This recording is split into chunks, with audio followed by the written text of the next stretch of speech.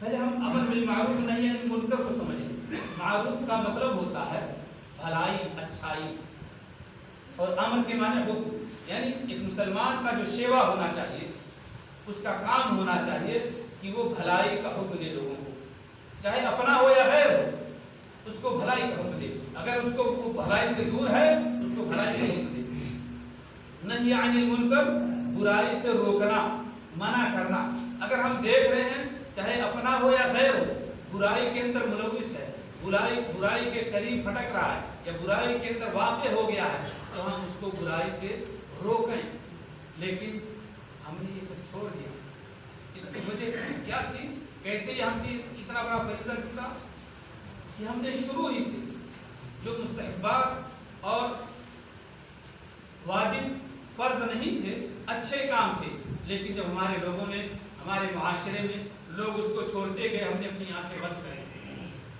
لوگوں کو تلقین نہیں کی کہ بھائی یہ اچھا کام ہے، اس کو کرو.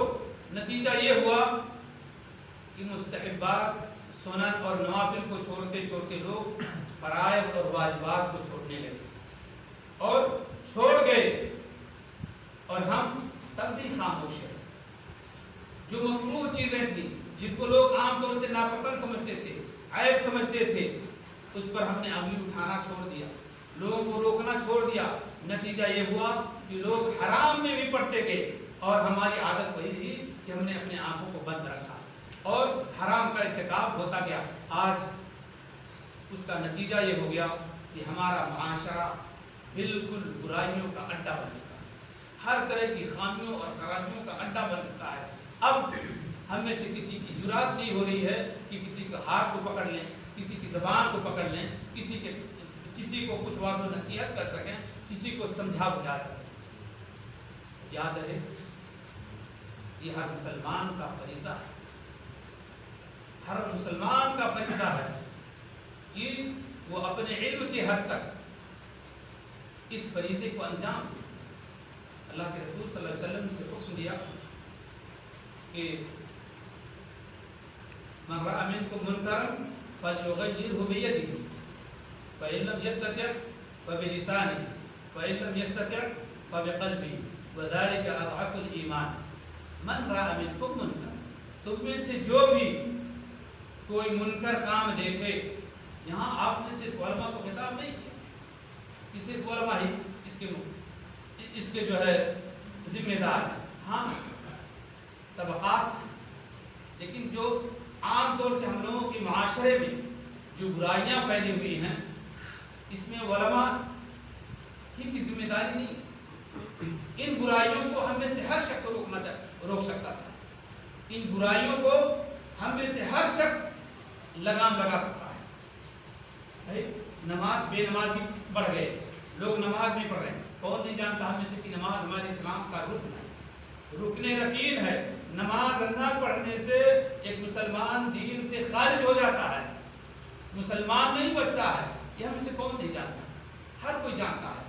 لیکن اپنے گھر کے لوگوں کو بھی بندہ نہیں کہتا کہ بیٹے نماز پڑھو، امی نماز پڑھو، بہن جی نماز پڑھو، محترمہ نماز پڑھو، بیگم نماز پڑھو. کوئی نہیں کہتا.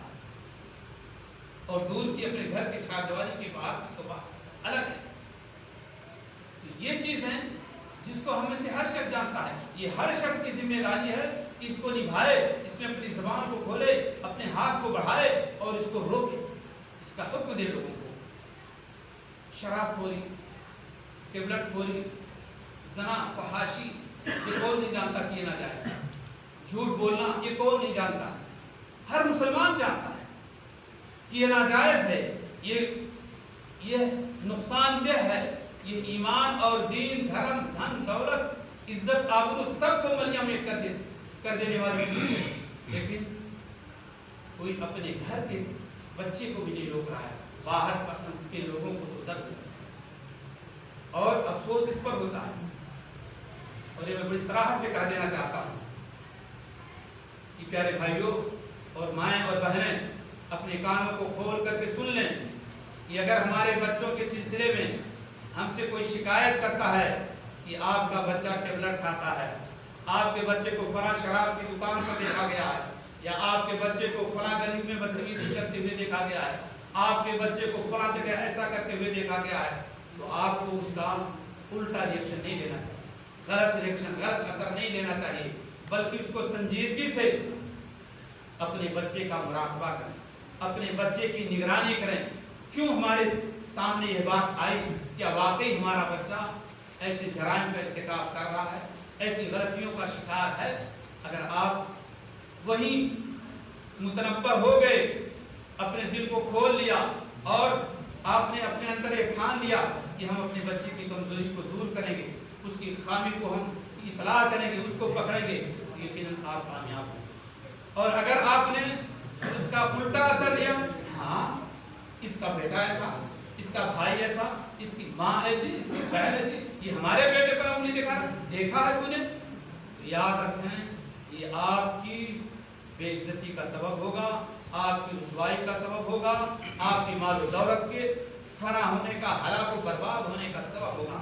اور آج میں نہیں کہہ رہا ہوں، صرف میرے کہنے پر مت جائیں، آپ اپنی آنکھیں پھاڑ پھاڑ کر کے دیکھ لیں، اپنے محلے میں، اپنے گاؤں میں اور اپنے گاؤں کے اگل اور بغل کے لوگوں میں بھی دیکھ لیں کہ ایسے لوگوں کا انجام کیا ہوا، ایسے لوگ کن کن پریشانیوں، کن کن دشواریوں سے گزرے، اور ان کا ان کے سماج میں، ان کے معاشرے میں کیا مقام رہا۔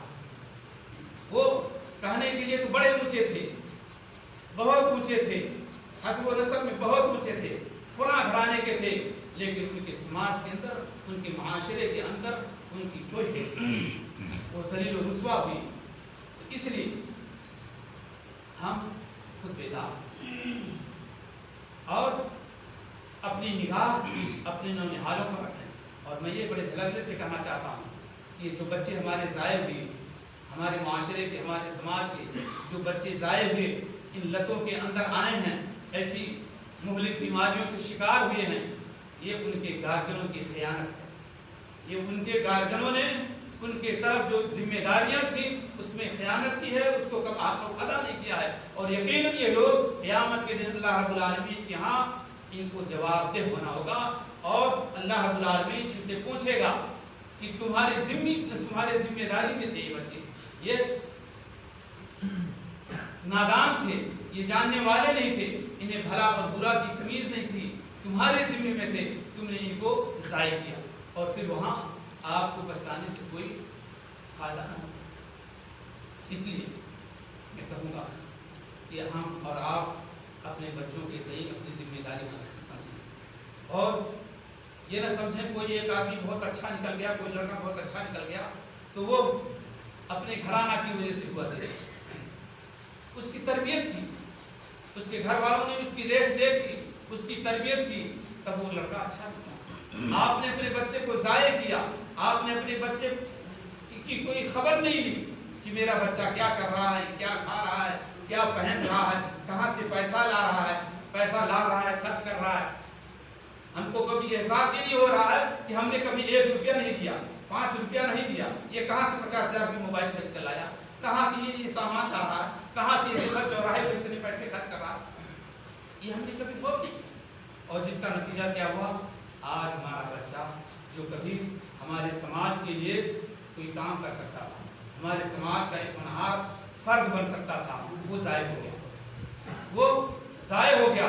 آپ کے نام پر مٹی بھی ڈالا، آپ کے خاندان کو بے عزت بھی کیا، آپ کو ذلیل و رسوا بھی کیا، اور آپ کو کمزور بھی کیا، اور خود بھی ضائع ہو گیا۔ اس کا نتیجہ کیا؟ یہی بھلائی کا حکم نہ دینے اور برائی سے نہ روکنا، یہی ہے۔ اور افسوس یہ ہے کہ آج ہمارے معاشرے میں ایک بھاری طبقہ ایسا ہے جو لوگوں کو یا بچوں کو برے کاموں میں لت پت دیکھ کر کے وہ خیر خواہی نہیں چاہتا ہے، کہ خیر چاہنے کے لیے اس کے گھر والوں تک یہ بات ہو جائے کہ بھائی آپ کا بچہ ایسی غلطی کر رہا ہے، اس کو سمجھاؤ، بلکہ اس پر طنز کرنے کے لیے، اس کو ٹارچر کرنے کے لیے، اس کو ذلیل و رسوا کرنے کے لیے چوراہوں پر، گلیوں میں یا سرے عام لوگوں سے کہتا ہے کہ فلانواں کا لڑکا تو ایسا ہو گیا، فلانواں تو ایسا ہو گیا۔ تو اب یہاں انسانی فطرت ہوتی ہے، شیطان ورغلاتا ہے اور وہ شخص طیش میں آتا ہے اور پھر وہ اپنے بچے کی اصلاح کرنے سے ناکام ہو جاتا ہے، بلکہ وہ اس کی طرف سے اتفاق میں لگ جاتا ہے۔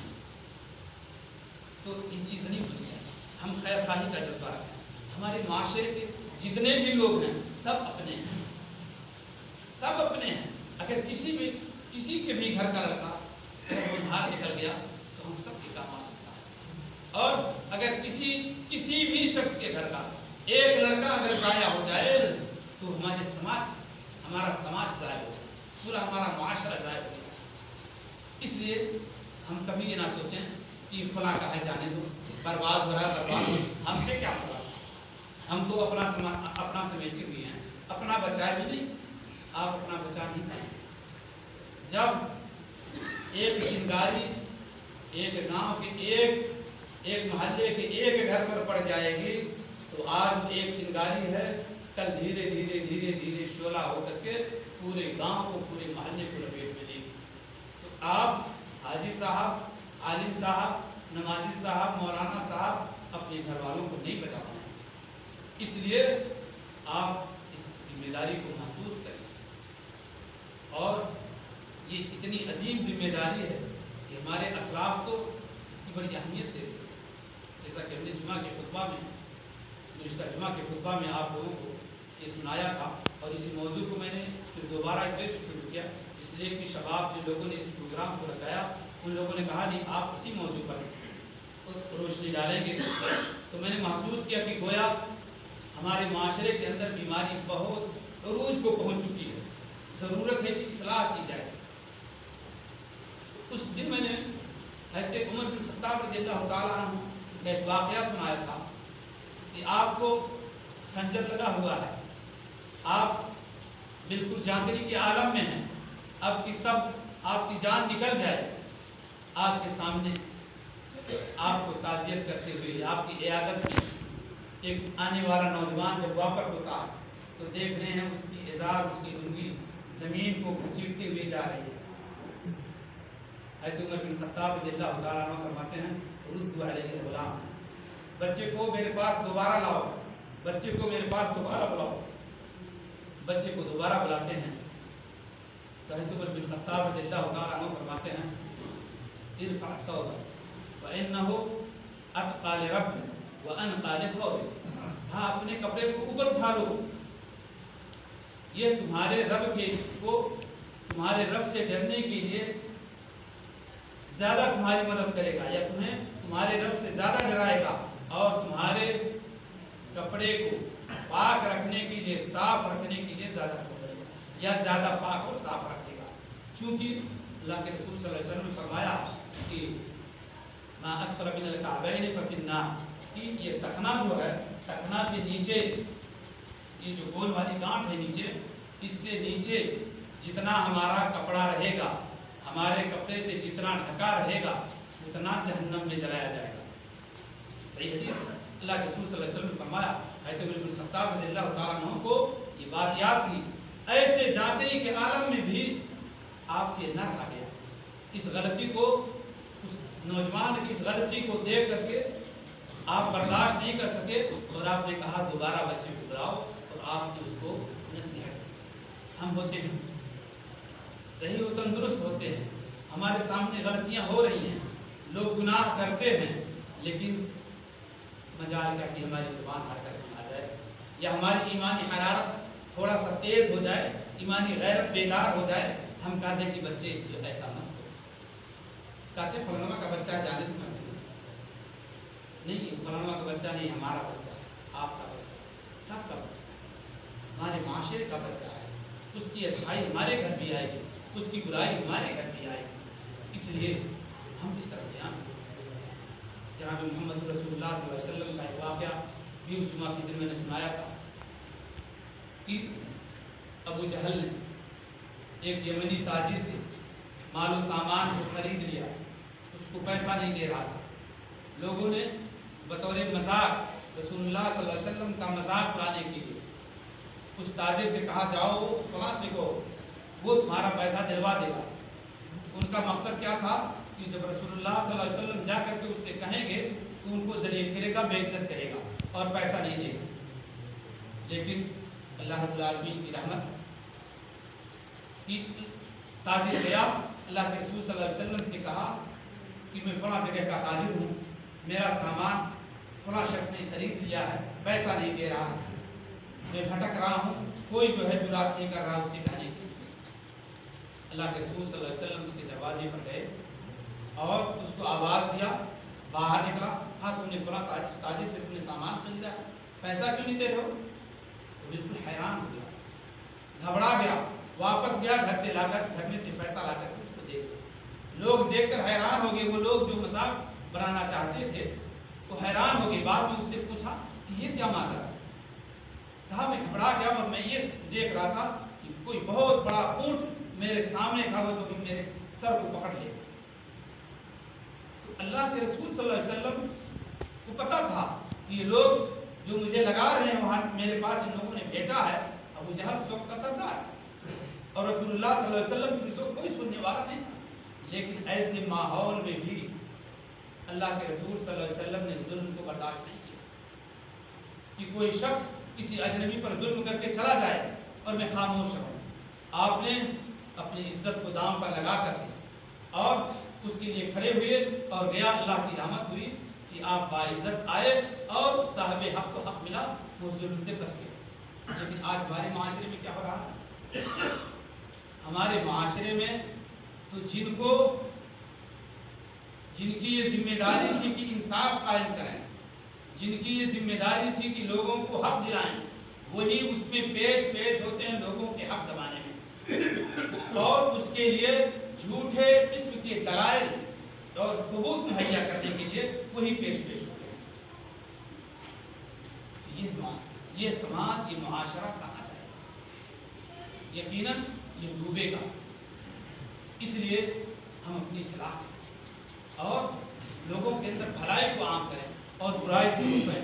اور میں نے جب اس موضوع پر تھوڑا سا اور نظر ڈالا تو اس میں ہمیں بہت ساری نکات ملی کہ لوگوں میں بھلائی کا حکم دینے اور برائی سے کو روکنے سے کیا فائدے ہوتے ہیں۔ اس کے بہت سارے فائدے۔ ایک فائدہ تو یہ ہے کہ انسان کو دنیا اور آخرت دونوں میں کامیابی ملتی ہے۔ قرآن کریم میں اللہ رب العالمین نے ارشاد فرمایا ہے، سورہ آل عمران کی 64 نمبر آیت میں ہے، اللہ تعالیٰ فرماتا ہے وَلْتَكُن مِّنكُمْ أُمَّةٌ يَدْعُونَ إِلَى الْخَيْرِ وَيَأْمُرُونَ بِالْمَعْرُوفِ وَيَنْهَوْنَ عَنِ الْمُنكَرِ أُولَٰئِكَ هُمُ الْمُفْلِحُونَ۔ اور چاہیے کہ تم میں سے ایک جماعت ایسی ہو جو لوگوں کو بھلائی کی طرف دعوت دے، جو لوگوں کو بھلائی کی طرف دعوت دے اور لوگوں کو بھلائی کا حکم دے اور لوگوں کو برائی سے روکے۔ پھر اللہ تعالیٰ نے فرمایا اولئک هم المفلحون، وہی لوگ کامیاب لوگ، وہی لوگ کامیابی پانے والے ہیں۔ کون لوگ؟ جو جماعت لوگوں کو خیر کی طرف دعوت دے، بھلائی کی طرف دعوت دے، بھلائی کا حکم دے، برائی سے روکے، انہی کو خیر ملنے والا ہے، وہی فلاح پانے والا ہے۔ فلاح کا مطلب کیا؟ دنیا اور آخرت دونوں کے اندر کامیابی۔ دنیا کی کامیابی کیا ہے؟ اللہ رب العالمین ہمیں پاکیزہ زندگی عطا کرے، اللہ تعالیٰ ہمارے مال و دولت کے اندر برکت دے، اللہ تعالیٰ ہمیں صحت و تندرستی عطا فرمائے، اللہ تعالیٰ ہمارے افراد، ہماری ذریت، ہماری اولاد کی اصلاح فرمائے گا، انہیں نیک بنائے گا اور ہر طرح سے ہمارے وطن کے اندر امن و سکون عطا فرمائے گا۔ اور آخرت کی کامیابی کیا ہوگی؟ آخرت کی کامیابی کہ اللہ رب العالمین ہمیں جہنم سے بچا دے گا، جنت کے اندر ہمارا داخلہ کرے گا، اپنے پرنور چہرے کی دیدار کی لذت سے ہمیں آشنا کرے گا اور رسول اللہ صلی اللہ علیہ وسلم کے حوض کوثر سے ہمیں جام پلائے گا۔ جنت کی ساری نعمتیں ہمارے لیے ہوں تو یہ کن لوگوں کے لیے ہوگا؟ دنیا اور آخرت دونوں کامیابی کن کے لیے ہوگا؟ کن کے لیے ہوگی؟ جو لوگوں کو بھلائی کا حکم دیں گے اور برائی سے روکیں گے۔ اسی طرح سے اس کا فائدہ یہ ہے کہ اس سے بھلائی کا حکم دینا، برائی سے روکنا، یہ اچھائی کا سبب، انسان اچھا بنتا ہے، معاشرے کے اندر، اپنے سماج کے اندر، اپنے ملک میں، اپنے گاؤں میں، اپنے شہر میں وہ معزز ہوتا ہے، وہ اچھا ہوتا ہے۔ اللہ رب العالمین سورہ آل عمران کے اندر ارشاد فرمایا کنتم خیر امۃ اخرجت للناس تأمرون بالمعروف وتنہون عن المنکر وتؤمنون باللہ، کہ تم لوگ سب سے بہترین امت ہو جو لوگوں کے لیے نکالی گئی۔ تأمرون بالمعروف، تم بھلائی کا حکم دو گے، برائی سے لوگوں کو روکو گے، اور اللہ پر ایمان لاؤ۔ یعنی ہم خیر امت کب ہوں گے، ہم لوگوں میں سب سے بہتر کب ہوں گے، اچھے کب ہوں گے، جب ہم بھلائی کا حکم دیں گے، برائی سے روکیں گے، اور اللہ پر ایمان لائیں گے۔ اگر یہ تینوں شرطیں ہمارے اندر نہ پائی جائیں تو ہم کہتے رہیں کہ نہیں سب سے اچھا ہم ہیں، سب سے بڑے ہم ہیں۔ ایسا کہنے والے تو بہت ہیں کہ نہیں ہماری عزت میں لگیں گے، ہم میں لگیں گے۔ نہیں، عزت دار، بھلا، سب سے اچھا کون ہے؟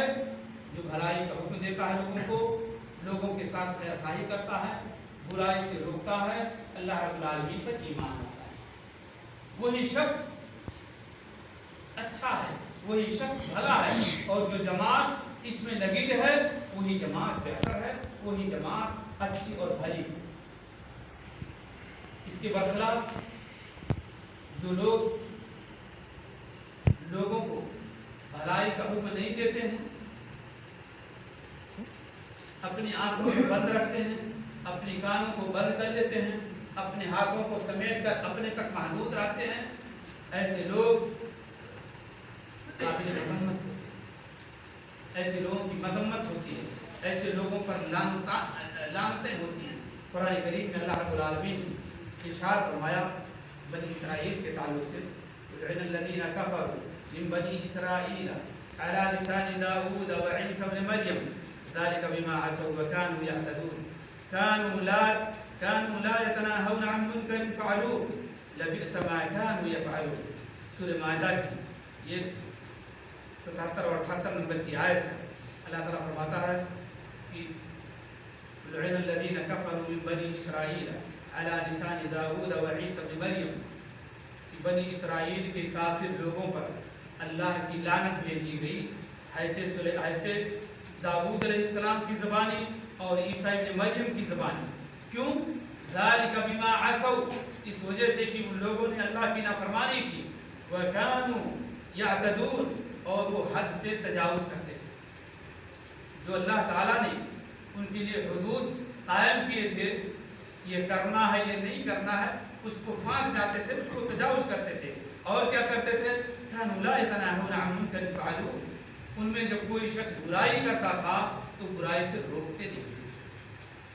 لبئس ما كانوا يفعلون، کتنا ہی برا کام تھا یہ لوگ جس کو کرتے تھے۔ یہاں اللہ رب العالمین نے ان کی لعنت کو ذکر کر کے ان کی مذمت کو بیان کرنا چاہا ہے، اور اس مذمت کی دلیل یہی ہے کہ لبئس ما كانوا يعملون، کتنا بدتر کام وہ لوگ کیا کرتے تھے۔ تو آج اگر ہمارے اندر بھی یہی چیز پائی جا رہی ہے کہ ہم برائی دیکھ کر بھی اپنی آنکھ بند کر رہے ہیں، یا بھلائی نہیں ہو رہی ہے، ہم اپنے ہاتھ پیر اپنی زبان کو روکے ہوئے ہیں، لوگوں کو بھلائی کا حکم نہیں دے رہے ہیں، تو ہم بھی اس مذمت کے مستحق ہوں گے، ہماری بھی مذمت کی جائے گی۔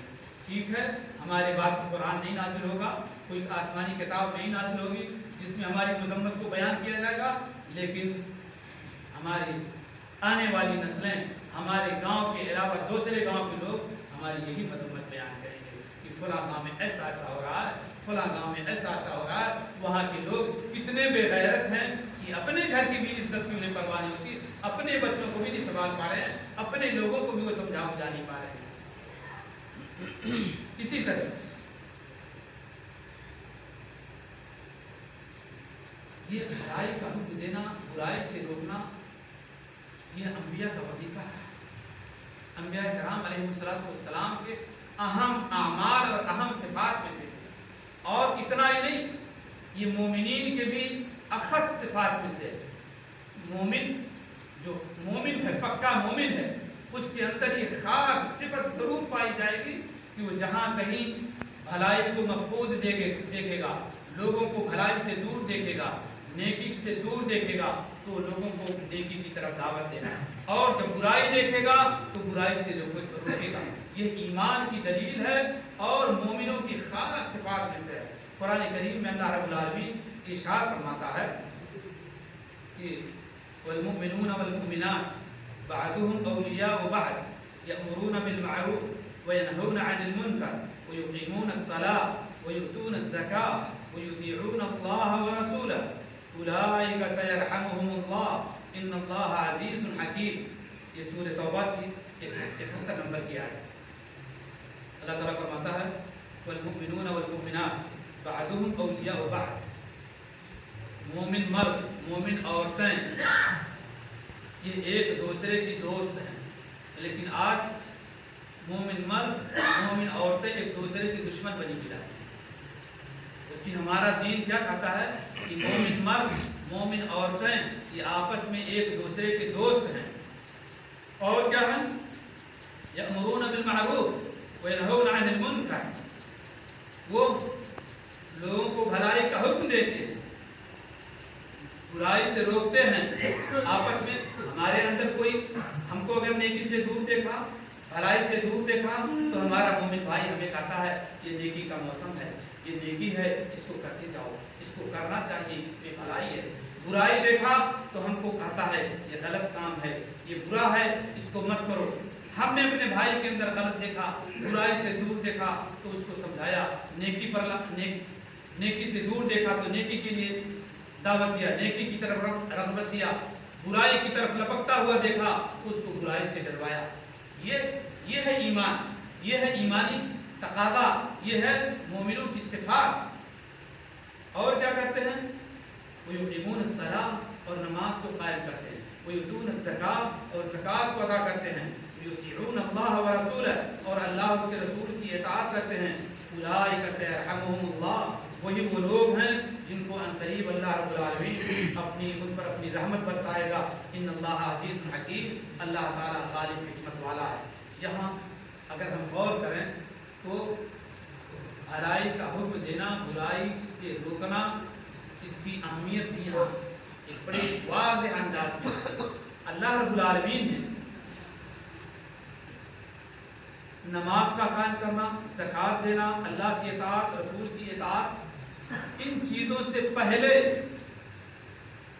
بھلائی کا حکم دینا اور برائی سے روکنے کو ذکر کیا۔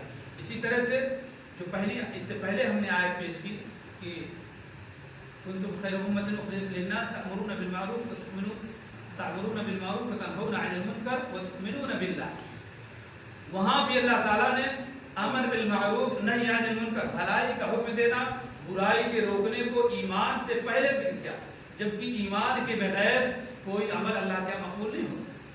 ایمان اصل شرط ہے، جب تک کوئی مومن نہ ہو کتنا بھی نیکی کر جائے اس کی نیکی قبول نہیں ہوگی جب تک کہ مومن نہ ہو۔ لیکن اس سے پہلے اللہ رب العالمین نے بھلائی کا حکم دینا، برائی کے روکنے کو ذکر کیا۔ یہ کیوں؟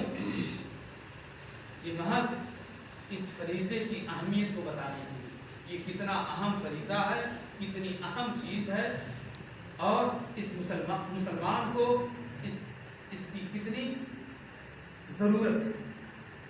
اسی طرح سے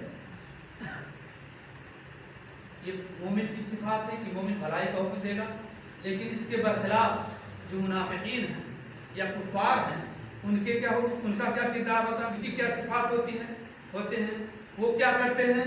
یأمرون بالمنکر وینہون عن المعروف، وہ لوگوں کو برائی کا حکم دیتے ہیں، بھلائی سے روکتے ہیں۔ آج بڑے افسوس سے کہنا پڑتا ہے ہمارے معاشرے میں یہ چیز زیادہ ہو رہی ہے۔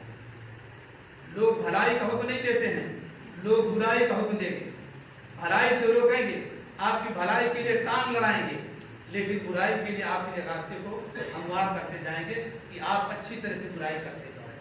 اور اس صفت کو اللہ تعالیٰ نے کس کی صفت بیان کیا؟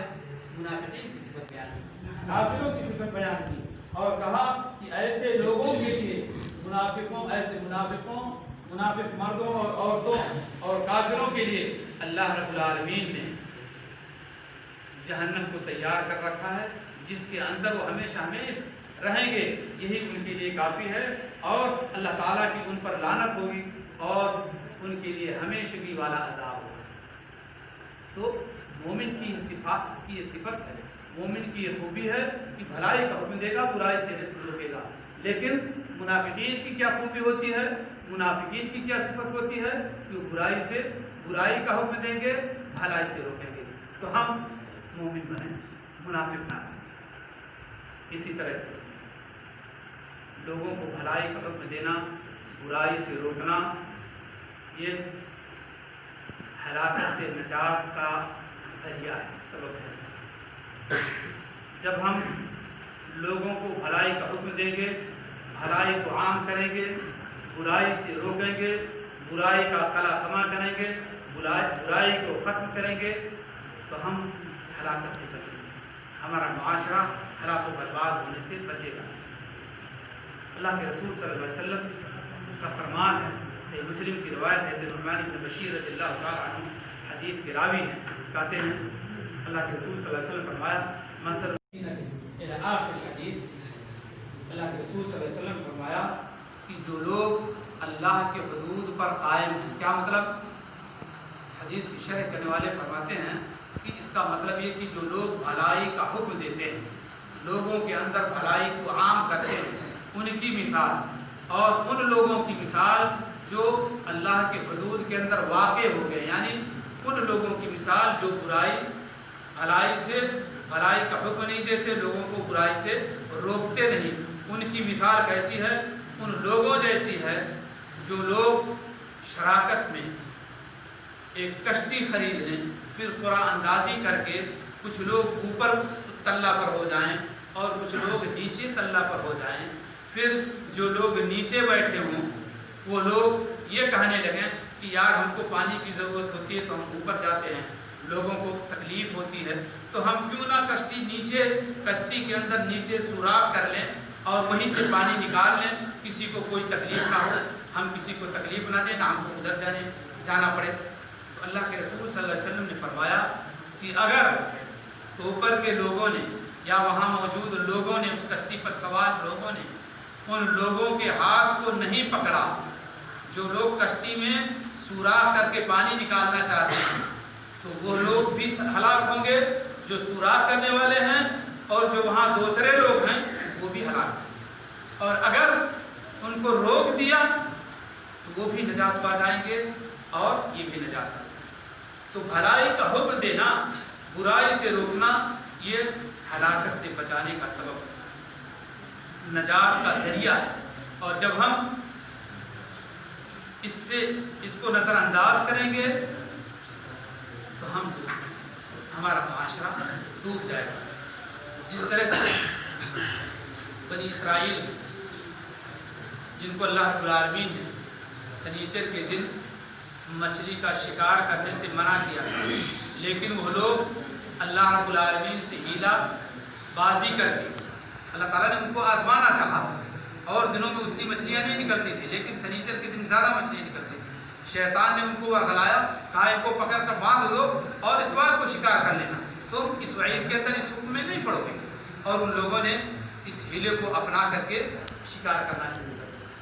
وہاں دوسرے لوگ تھے، ان لوگوں نے اس کو روکا، ٹوکا، کہا مت ایسا کرو، اللہ رب العالمین نے اس سے منع کیا ہے۔ دوسرے لوگ وہاں ایک اور دوسرا دھڑا تھا، کہا تم بھی ایسے ہو، کیوں تم ان کو روک رہے ہو؟ بھائی اللہ کو جو کرنا ہوگا وہ کرے گا، ان کو چاہے گا ہلاک کرے گا، چاہے عذاب دے گا، جو چاہے گا کرے گا، تمہارا کیا جاتا، چھوڑ دو ان کو۔ پھر اللہ رب العالمین نے جب اپنا عذاب نازل کیا تو ان لوگوں کو جو لوگ بھلائی کا حکم دیتے تھے، برائی سے روکتے تھے، ان لوگوں کو منع کیا تھا کہ سنیچر کے دن شکار نہ کرو، ان کو اللہ رب العالمین نے بچا لیا، اور جو دوسرے لوگ تھے ان کو اللہ رب العالمین نے اس عذاب کے اندر گرفتار کر لیا۔ تو آج میں یہ کہنا چاہتا ہوں کہ آج اگر فلانواں کا لڑکا بگڑ رہا ہے، وہ ہلاک ہو رہا ہے، یا فلاں کا گھر برباد ہو رہا ہے، آپ خوش نظر آ رہے ہیں تو آپ زیادہ دیر تک خوش نہیں رہ پائیں گے، آپ کا بچہ زیادہ دیر تک اچھی طرح سے نہیں رہنے پائے گا، آپ کے اندر جو برائی آئے گی آپ اس کے لپیٹ میں آئیں گے۔ اس لیے آپ کی یہ ذمہ داری ہوتی ہے کہ فلاں آدمی फला बच्चे को हलाक होने बर्बाद होने से बचाएं, उसको बुराई से निकाल कर अच्छाई की तरफ लाने की कोशिश करें। और जब हम ऐसा करेंगे तो यकीनन हमारा मुआशरा इस्लामी मुआशरा होगा, कामयाब मुआशरा होगा। हम हर जगह सरबलंद होकर के रह सकेंगे और जी सकेंगे। दुनिया की भी सारी नेमतों से हम लुत्फ़अंदोज़ होंगे और आखिरत की भी नेमतें हमें मिलेंगी। अल्लाह रब्बुल आलमीन से दुआ है कि अल्लाह ताला हम सबको अच्छे अमल करने की तौफीक दे और बुराई से रोकने, भलाई का हुक्म देने की तौफीक दे। और ये चीज़ और एक बात और चलते चलते का कि देखिए कि जहाँ ये बुराइयाँ जो होती हैं ये कई मरातिब होते हैं। जैसा कि हमने बताया जो आम बुराइयाँ जिसको हर कोई जानता है कि ये बुरा है, जिसको हर कोई जानता है ये भला है, ये हर शख्स की जिम्मेदारी है कि उसने अपना किरदार अदा करे।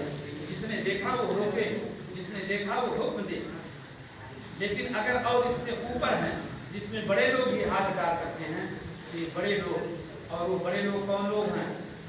जो अहले इल्म हैं, उलमा हैं और जो जिम्मेदार हैं, बड़ा अध्यक्ष हैं, अध्यक्ष साहब हैं, बड़ा सदस्य हैं, जिनके हाथ में पावर है। ऐसे लोगों की जिम्मेदारियां होती हैं कि वहाँ वो उन पर कानून लगाएं, उन पर दबाव उठा लें, तो लोग ऐसी बुराइयों से बाज रहें और लोगों को भलाई की तरफ आएँ, ताकि समाज और मामला सुलझा हुआ एक बेहतरीन मुआशरा बने, एक बेहतरीन समाज बने, एक बेहतरीन नागरिक बने, जिससे अपने मुल्क की भी खिदमत कर सकें लोग, अपने मुल्क के अंदर, अपने गाँव के अंदर, अपने घर के अंदर बाइज़्ज़त ज़िंदगी गुजार सकें। अल्लाह रब्बुल आलमीन से दुआ है अल्लाह ताला हम सबको अच्छे अमाल की तौफीक दे और हम सब आपने कहा माल और हम सब की खैरियत के अंदर बरकत दे और हम सब की ज़िंदगी की इस्लाह फरमाए। और हम में से एक से बिगड़ गए के लोग बिगड़ गए, अल्लाह रब्बुल आलमीन सुधारने की तौफीक दे और उनकी इस्लाह फरमाए, उन्हें भी सीधे रास्ते पर लगाए। सल्लल्लाहु अलैहि वसल्लम।